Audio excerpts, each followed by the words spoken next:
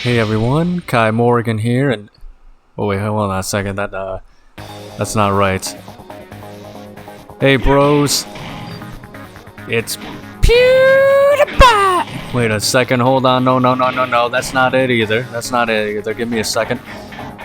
Welcome back with Bino Mac. Yeah, that's it. Welcome back, folks, with Bino Mac today, where we are going to do the side mode of Tekken 4, and that is the Tekken Force. This is returning from Tekken 3, however, it's a bit more updated, as you can see. I believe in the third game they were just using like pre-rendered backgrounds or whatever. Like, it was just kind of, it looked like poop, I'll be honest with you. But now we're fighting in fully 3D areas. It looks like we're kind of fighting in the air, you know, fighting in Dino Crisis.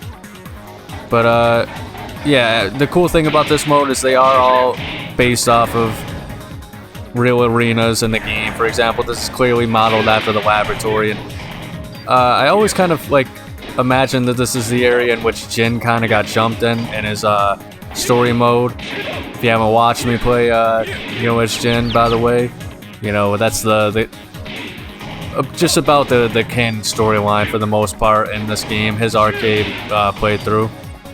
And, you know, to avoid any more spoilers, I'd advise you go watch me go kick some fat butt as Jin. But besides that, we're not doing that today. No. What we're doing today is we're doing some good old-fashioned Tekken Force, and this is back in the day when games also allowed you to have more than just, you know, the base content. And, you know, Tekken is a series in which, you know, just the fighting itself is so good. You know, I understand, you know, you don't need all these fancy gimmicks and side modes and whatnot in the modern day. I mean, it'd be nice, you know. And I'm sure if the creator, you know, if he wanted to, or not if he wanted to, if he could, I mean, game development's so expensive these days, you know, I'm sure he'd put in those classic modes like the Tekken Bowl, and you know, some more Tekken Force, or probably a variation of it, because this mode has evolved a lot over the years.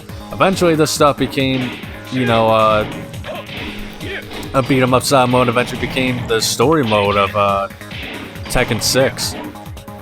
And, you know, I gotta say, scenario campaign, not my favorite. However, I think it's one of those things in which I commend them for trying something a little bit different, something new. It's the game. Tekken 6 is the game that kind of started the weird trend of like arcade mode or story mode, is what it really is called by this time.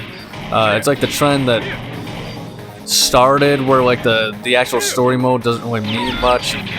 For some reason, like they have it like in Tekken 6, they have like arcade mode and stuff like that, but you'll go through it and it's just kind of like fight after fight after fight. But then like they'll still have you do the same exact mode, but for whatever reason you have to do it inside the scenario campaign. Like, it doesn't make much sense. Like, I don't understand what the creator of the series, like, he always like puts like story mode and arcade mode. He always separates a regular arcade mode between the story battles in his games, and they're like the same thing, really. So I've never really understood why that's always the case. Time Attack, I 100% understand, but like, even in this game, you have story mode and you have arcade. Arcade is literally the same exact thing, just without the prologues and the epilogues. I don't know. I'm sure somebody who's like insanely into this series, you know, a little bit more than me, could probably tell me what the real difference is between like arcade mode and you know, story mode is, and why they're separate inclusions and stuff like that. Like, I'm pretty sure in arcade mode it's always 8 battles, where we've seen in story mode we've seen sometimes we get like 9 battles or 9 stages. For a few characters like Jin and Kazuya, obviously it's you know, it's like there's technically skipping a fight anyway, so it's only 8. But I don't know, it's just always been something that's bothered me a little bit in the Tekken series as a whole. I never really understood it. But level 1's always easy, so I'll be honest, I'm not the best at this game mode, as you're going to see, no doubt. But this is another cool one. This is based off of the jungle level and whatnot. What's interesting here is I'm trying to think. No, this isn't the same song, is it? I can't remember. I believe it is. But I know in the laboratory, like that, obviously didn't have the same song for whatever reason. Probably didn't. It obviously doesn't really fit the vibe of the Tekken Force mode, which, alright, that's cool. But yeah, I think all the other stages have, you know, their proper themes and whatnot. What is strange though is we'll get to it. You'll be able to see once we get to it. But the third stage, I don't think is actually based off of any arena in this game, which is interesting. So I don't know what that deal is.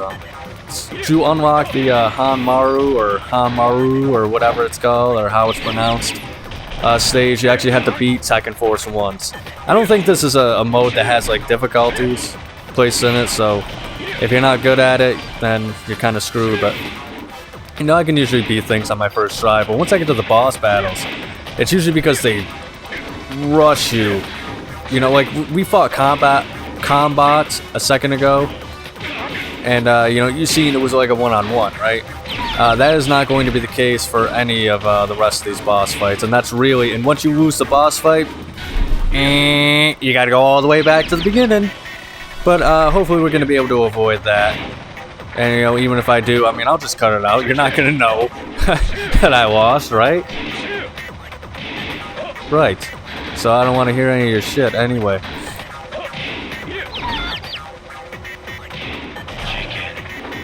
It's I think the cool thing about these modes though is they actually just adapt the full-on movesets of all the characters into this fighting mode.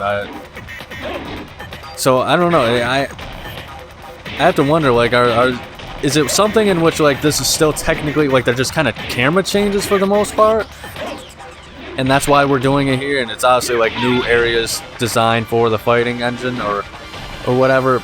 Or, I mean, the Tekken Force, but is it still the same exact fighting engine? Like, did they have to make any really big changes, I have to wonder?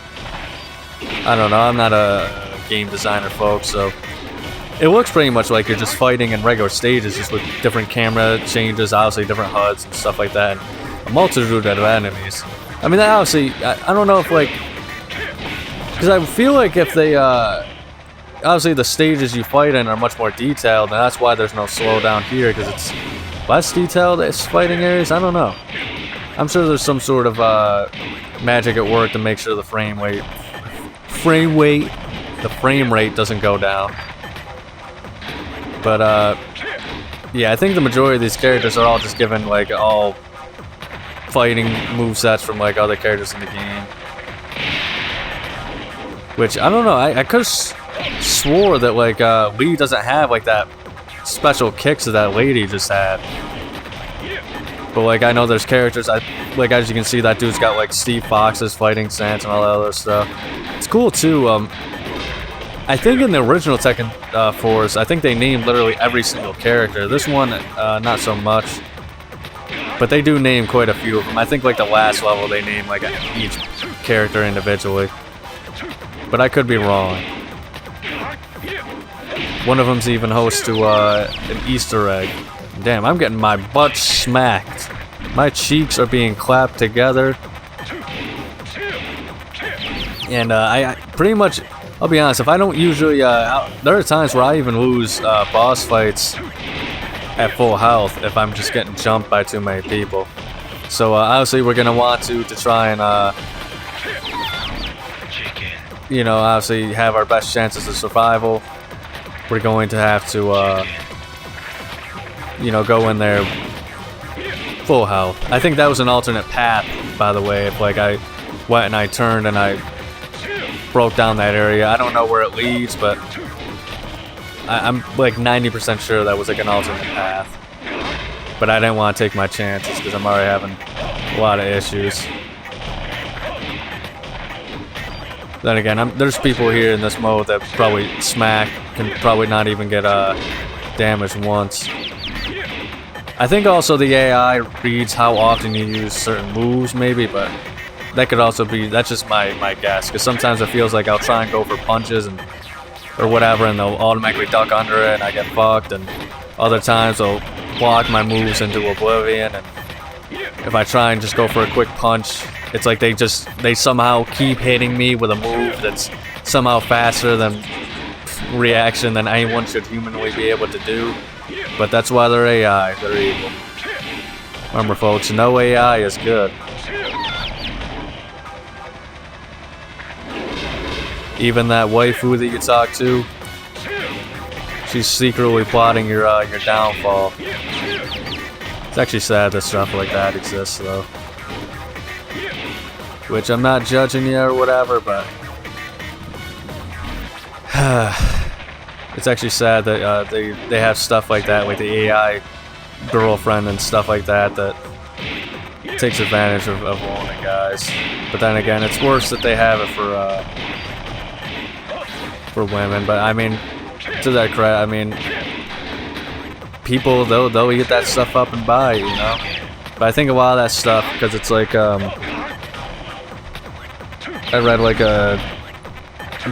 watched like a video on it, and apparently like since they use it for like the AI learns over time, apparently there's a lot of people that like legitimately, you know, try and be nice and talk to it like a normal person, like intended.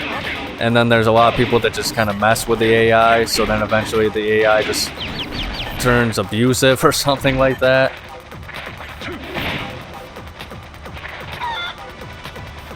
Ooh, panda. Or wait, no, I'm a guys, watch every episode. You should watch my Let's Plays just because to see what kind of like stupid thing I say or whatever. I don't know how. Like I seen that was clearly Kuma, and I always, you know how it is. I'm always saying something stupid or out of left field. But yeah, I think it's because usually I always play in like the primary, the X button costumes, which I think are technically, for whatever reason, for some reason, even though X is the main button, triangle is like the button for your primary outfit. That's what I'm playing as now, and usually I always just press X on here. So I probably should have, because I did my playthrough in this outfit as Jin, played in the, you know, the hoodie and stuff like that. I don't know why I didn't think to do that. But either way, the main thing I'm trying to say is usually that boss is Panda for me, because that's like the secondary outfit for the Kuma character. And it's interesting. Holy shit! What the fuck was I supposed to do there? But yeah, Panda it's kind of cool because they're actually, even though they occupy the same slot and they have the same moves, of course, because they're both just bears. I always liked how they always made these characters have different stories. You know, Panda's the bodyguard of Xiao Yu, who's trying to, you know, sleep with Jin Kazama. That's kind of her whole dream, chasing her down. See, like if it was a dude or something who was, you know, I wouldn't even say it's really stalking. It's just trying to find him. You know, Jin Kazama and all these games. It probably wouldn't go down as well, but since it's an obsessed, you know, schoolgirl, Xiao Yu, you know, come on, she's the cutesy girl, you know. I'll promise not to speak in that voice again for the rest of this video anyway, but because it's her, you know, I think people forgive it a little bit, but who knows, maybe they'll even show her whole journey since, like, this game has been just to find Jin Kazama. And it, and like, you know, pretty much almost every other character in the series has found Jin except for her. So I mean, yeah, it's just like I said with the story stagnation. I mean, she just never really grows. She hasn't. It's been like 4 games at this point, and I don't think she's found Jin yet. Maybe she has an 8. Like I said, I haven't watched the story of 8, so I'll have to be updated on that in the comments if anybody's interested in that. But I don't know. I feel like it's kind of one of those plots that it can't really happen, because if she does find Jin, then what is she gonna do next? You know, she has no motivation, and I don't think they have the motivation to give her anything new to really have. So, but I mean, Panda's pretty cool. You know, she's Xiao Yu's bodyguard. She's always looking out for her and whatnot. You know, she's a pretty devoted pet. She's even had to endure some of Xiao Yu's wet dreams about Jin, so, and I'm not even joking about that. That's actually one of her endings. I forget if it's Tekken 6 or Tekken Tag 2. Maybe even be Tekken 6, or I mean Tekken 7. See, this is what I mean, guys. I'm always making blunder after blunder after blunder when it's just when it's just simple, you know, talking. But hey, that's who I am, fellas. But Kuma, I think, is funny too. Like, that's a joke character. Like, I don't mind if he has like joke endings every time and stuff like that. I think his rivalry with Paul is kind of cool, just because on Paul's side, because he can beat, you know, an actual effing bear. But he's mostly just Heihachi's pet. But something I do miss in Tekken is this was, I think, the last game. Once again, I think it was through the small roster, in which maybe Tekken 5, I can't think of, but it was one it was around the time when you could still kind of power scale characters, and you know, people who weren't the Mishimas were still really tough guys or tough fighters in general, and you could see them beating people. Like Paul, at this time, he was still, I mean, even in his story mode, they said it, Tekken 3, he went undefeated, and he beat Ogre himself. Like, people who, that's insane to hear, you know, if you're like a modern day Paul fan, because to you, he's just like the jackass that, you know, him and martial law, you know, accidentally kick each other in the nuts at the tournament stage or whatever to split the money, or, you know, he's breaking brick walls to fight aliens or stupid crap like that. But back in the day, you know, he was Kazuya's main rival. He beat Ogre. He just, apparently though, in this game, even though he was undefeated and beat Ogre, he just kind of walked away before Ogre turned into true Ogre, so he didn't technically win the tournament. That was, of course, Jin. But even if he lost, I mean, come on, that's impressive feats right there. But I mean, nowadays, I mean, I think they kind of just make fun of the facts that, you know, he's Paul. Like, I don't think he's anywhere, he's just a joke character through and through. Like, I don't think anybody's like ever going to expect to take Paul seriously to ever be an actual contender in a game anymore. But you know, there's other examples of characters like that. But once again, you could probably put that down to the small rosters. This is the worst part of the fucking game, though, or this game mode. Is like they're just kind of there to dodge you, and it's not like something like, oh, okay, like so they successfully dodged me like that. Like there are times like that in which I should have hit them and they didn't. And they're just literally there to waste your time. You know, back in the day, I can't count how many times I fucking just ran out of time because of these people and had to restart the level. Which, you know, I gotten pretty decent at catching them again, as you've seen. It took me only like 40 seconds to catch that guy. So I'm getting better with it. But yeah, this stage, this arena, I don't think it's ever actually based off of any of the stages. And it's pretty cool, because like, it's like, where the fuck are we right now, you know? Like, you're down this weird like hallway with all these columns and stuff like that, and torches, and it's pretty damn cool. I wonder if it was like something where it was based off of like a once canceled stage or something. And obviously, I think it would have probably had something to do with Kazuya. As you'll understand why, because he's the boss of this level. But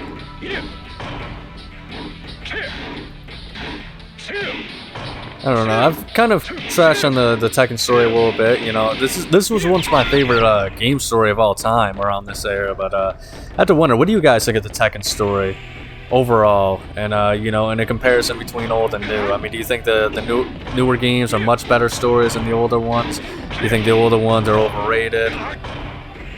Do you think the story was too simple for your liking? I'm kind of curious on that, because if it was me, if it was me for Tekken 9, I would end the main story, like, literally just, like, end the entirety of the story and wrap it up for all the characters and give them solid endings, have maybe even some more deaths. I know Tekken's not really a series in which death happens often, like it's not Mortal Kombat, but they've killed, like back in the day, they had the balls to kill off a lot of characters, but then again, some of those characters that were killed off were just immediately replaced by like the same character. Like there's technically 2 Kumas, like, and I think the first and second game, it's actually Kuma's dad or Kuma's mom or something like that. Like, it's Kuma 1. I don't know I forget what gender it is in the original games, but then in like 3, 4, 5, 6, 7, 8, you know, games like that, it's Kuma 2, and same with King. I think they have 2 Armor Kings as well. I think the second Armor King is the original Armor King's brother. You'll understand why there's 2 Armor Kings soon. That's probably going to be my last playthrough, actually. Another one is regular King. The original one, like, I think the original one died. I think he was killed by Ogre, because Ogre went and he killed, like, pretty much the majority of the deaths in the game series as a whole, because... What the hell's... because, you know, he was trying to steal everyone's powers and abilities and stuff like that. So, I mean, he... Apparently, even, like, some that he didn't kill, like, apparently, I think Tekken 8 Jun is alive. When she was pretty much speculated to be dead at this point. But I think they need to wrap up the story, you know, finish off character arcs, you know, like, make it the final game between Yoshimitsu and Bryan, and have one of them get killed off. Bryan. You know, but, you know, they could finish up the story between Steve and his mom, Nina, you know, that whole arc, you know, just finish... I don't know, I can't really say anything other than finish up the story and kind of, you know, maybe the next game maybe be a reboot or something like that, or go in a different direction, you know? Because once again, I mean, you can have characters return, just have them as non-canon. But, I don't know, as far as the story goes, I mean, the game needs a new direction, and, you know, they said they were going to wrap up the Mishima storyline and all that other stuff. That was the big draw of Tekken 7, and, you know, they didn't. And now it looks like Heihachi is back and whatnot, but... You know, it's not a bad thing to have, non-canon stories and stuff like that, or characters in the games. I mean, that's pretty much what the entirety of Tekken Tag is for a lot of characters. I mean, that freaking Tiger Jackson, for Christ's sakes. I think that's his name. And that's the legendary Dean Earwicker, guys. Believe it or not, that was apparently going to be Steve Fox's original beta name. And I'm not joking. Apparently, Dean Earwicker was going to be Steve Fox's original name. Imagine how well that would... Imagine the reaction to the character at that point. He wouldn't have stood a chance.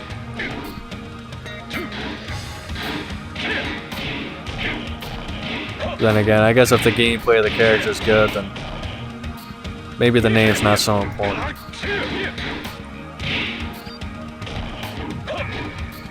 I don't know, what do you guys think? Do you think that the Tekken story needs to kind of be wrapped up, or do you think you know, I'm just being over dramatic and stuff like that? Because, like, I'm saying, like, a full thing. Like, I mean, like, all the characters kind of, have their stories wrapped up and stuff like that. And I don't mind, like, you know, something new happening with these characters. Like, I don't think they all have to die, and it has to be like, oh, yeah, you know, Jin's dead, and Kazuya's dead, and Heihachi's dead, and Lee's dead, and Ringena's dead, and all that other stuff. I mean, you gotta... I just wish they would change up the story, you know, take a little more risks in that aspect. But I think they also know that, yeah, you know, the gameplay is so good, you know, who gives a shit about the story? And I'm actually so glad I got all these eggs and healing items and stuff like that. Chicken. I always felt like the game was calling me a chicken whenever I picked that up.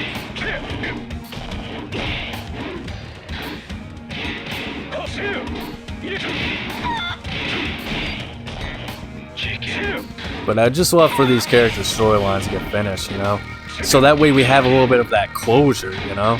And it's not just, well, you kind of lost track of what he was doing and moved on to something else, or he got sidetracked, or whatever. Because, you know, I mean, I could see in like 20 years Tekken 15 and it's still the same storyline. And, you know, I don't think anybody wants that. I think Mortal Kombat has kind of taken it too much in the opposite direction. But I think it'd be cool, too, if they actually did reboot the Tekken franchise. And I don't know, maybe they'd have to start with Tekken 3 or something like that. But once again, you could add non-canon characters. Like, yeah, technically Steve wasn't in the game. I think he was going to originally be in Tekken 3. But, you know, I don't think he made the cut or whatever, but I don't know, I think it'd be cool if they redid the story and kind of, you know, gave us, because it's 20 years, well over 20-year-old story. Jeez, it's almost 30? Maybe it is 30. Yeah, it's pretty damn close, honestly, if it isn't. Because if that was the case, I mean, they could just redo the story, kind of drive the narrative wherever they want to again. Which I think the biggest issue, though, that they would do with that would, so much for these guys.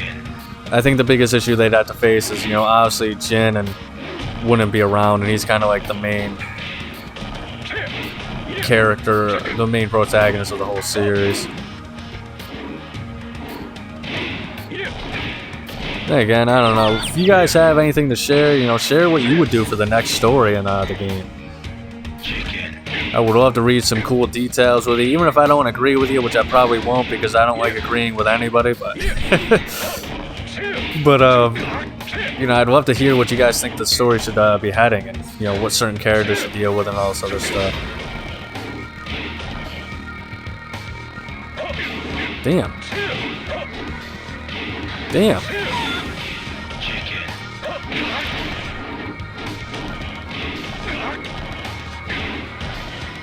Yeah, I'm not really sure what to do when they kind of ambush you like this. And then they got those stupid flying stinking kicks. Ugh! Hit me with the trip! Hit me with the trip! Stupid flying kick! Okay, we finally got this guy. You're going down, Fi. Damn, this level's actually a lot longer than I remembered. I think another thing I hate about this game mode, though, is just I do not like the timer. And I know I said another thing, but the only thing I don't like about it really is the timer. Which, I mean, usually when you beat people, you have more than enough time and whatnot, but I mean, it's like, is it really needed? Because on one hand, I think the Tekken series with all its side modes, like survival and team battle, and it's kind of its ties to always wanting to be an arcade game and having the menus and the timer and stuff. The timer is the only thing I don't like. You know, why do I have to have a timer? You know, it's PS2 era, PS3 era, PS4 era. Why, unless if it's online, why the hell do I need a timer for my, you know, picking my character and my stage and stuff like that? I mean, come on. Especially for training. Like, come on, dude. What the hell? I'm trying to see what area I'd like to play in. For goodness sakes, jeez Louise, these guys have an answer for everything. Ugh. Alright, I guess they're just dead. Speaking of timers, though, I mean, I'm watching these guys, but I probably shouldn't be messing around. But yeah, that's the only thing I don't like about it, because I think other than that, the arcade atmosphere and all that stuff, I think it kind of is something that helps give Tekken a big identity. I know that's something that all the competitive people don't really give a shit about and stuff like that. Me and the competitive scene, we ain't, I don't really have an issue with them or anything like that, but, you know, obviously we have completely different ideologies and things that we like about the games for different reasons and stuff like that. I'm a casual guy, so I like story, I like, you know, atmosphere, stuff like that, so I appreciate the arcade atmosphere of these games. Jesus Christ, what the hell is going on with this? Damn. These guys sometimes have an answer for everything. They block all my moves, even low attacks. Good lord. 16 seconds. Oh, thank goodness.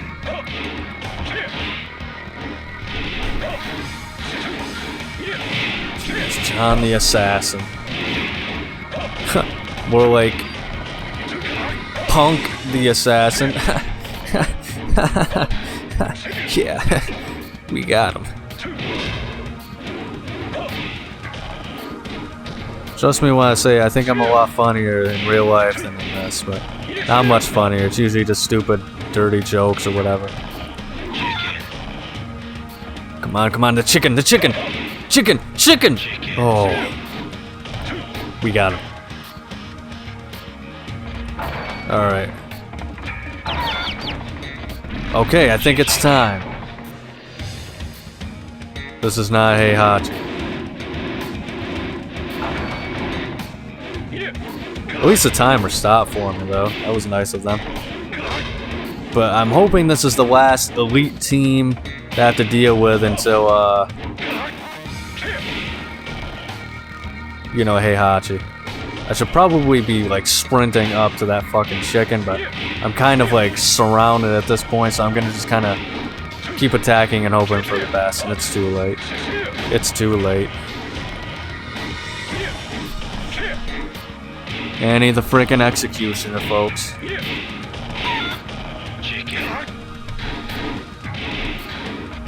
What is that? Leptum? Is that even a real name?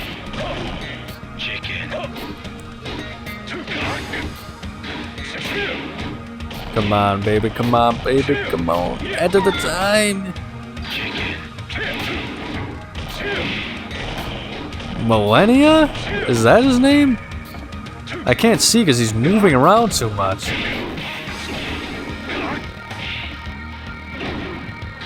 Millennia? Yeah, something like that. Yeah, yeah, yeah. You know you like those punches, those demon thrusts. Arcades. That dude's name was Arcades. Well, I'm at full health and I have the full timer, so I'll be honest, it's probably not the smartest idea, but oof. I am just gonna focus on attacking Heihachi because oh, okay, maybe I don't have that choice now that I think about it. I was gonna say, because I mean, usually when you focus on just fighting the boss, the other assholes don't usually have much to say. Come on, come on, come on, come on! You know you want to get hurt. You know you want to get hurt. Holy shit! Come on, man! This is a long ass level. I don't want to restart it. The chicken. All right, all right. I think we got him. But then again, I've thought that in the past. No, no, no, no, no, no. No, no, no, no! Stop doing that fucking spin kick. There we go. Well, folks, there you have it. First try. Honest to God, that was my first try doing this. Obviously, I've been in the past and stuff like that, but whew. That actually hurt them. But yeah, that I trust me when I say behind the computer monitor, I was sweating that. But I was able to successfully do this and complete the game. So thank you guys so much for watching. If you enjoyed, make sure to like and subscribe. Make sure to watch next week's episode where we continue the main arcade mode of the game. But above all else, please remember to have a nice day.